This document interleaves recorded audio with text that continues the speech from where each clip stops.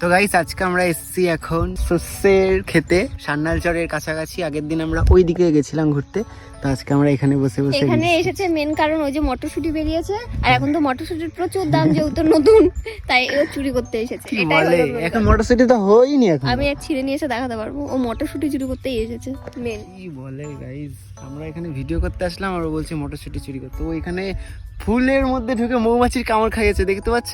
এগুলো সব ফুলই দিয়েছে আমাকে, আর ও খাচ্ছে।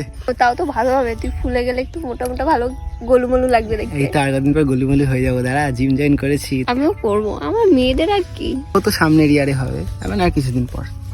এখন হেভি লাগে দেখতে। আমরা যদি গরমকালে আসতাম এই জায়গাটা কি অবস্থা হতো আমাদের। ঝলসে যেতাম, ঝলসে লাভার মতো বলতো। বাট এখন ওয়েদারটা দেখো কি সুন্দর লাগছে, আর এখন রোদের মধ্যে আমরা দুজনে যখন মাঠের বাড়িতে মধ্যে থাকি বসে।